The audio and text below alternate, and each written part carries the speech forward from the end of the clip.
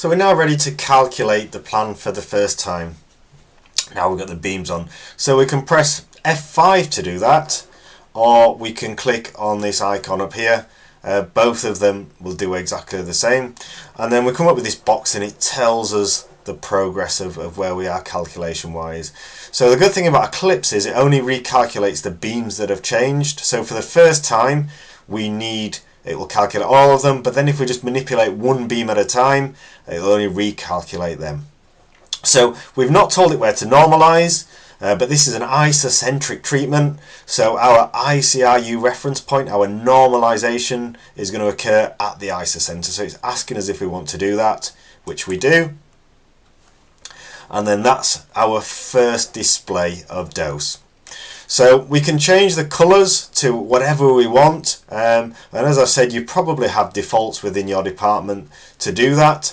I've got a preset that I quite like using, but you can use anything that you want if you want to change them. So to do that, we go Planning, Isodose Levels, and there's some presets down here. So default 100 is the one that I like using, but you can change that to any colour that you want by clicking on it and changing it if you're not if you have issues seeing certain colours, or if the colours are kind of clashing with what you've chosen for your PTV or something like that.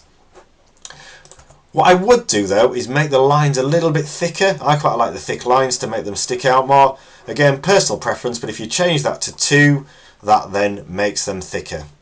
If we want to add an isodose level, so for instance we were concerned about the 20% isodose level, I could click add level there, type in 20,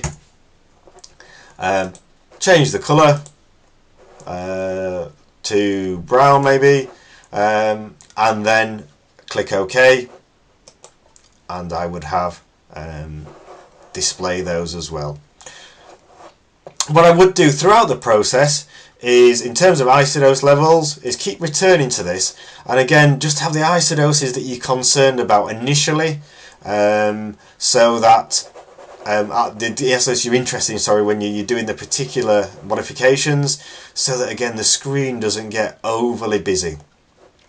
I've just noticed that I've created 2 brown the same colour, which isn't great, so let's just change that colour to something that we've not. Have we got a light green? No, we've not got a light green, so let's use that. There we go.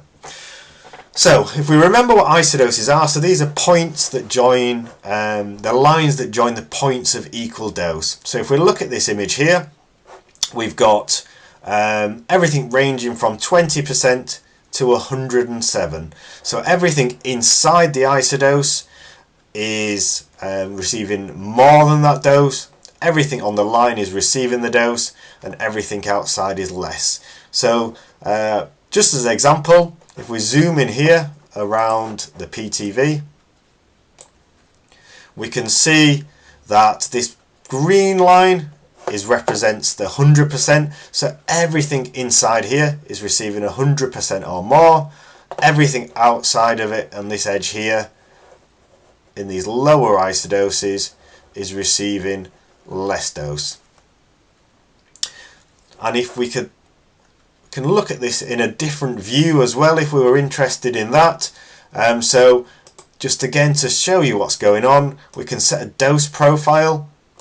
So I can set that across there, and we can see here that the total beam is doing this. So across the beam, we can see that it's rising up to a high dose and then dropping off. So these can sometimes be useful for reviewing plans later on. So that's how to do our first calculation. We can also see here some stats. So our maximum dose is just under 105. Our minimum dose is 88. One thing I would say about these numbers here is to use them with caution. So remember, that's the actual point dose. So although the maximum is 105, that could be a tiny point of no relevance. So we're concerned about volumes as well when we're looking at these doses. So always bear that in mind rather than just the actual physical point dose.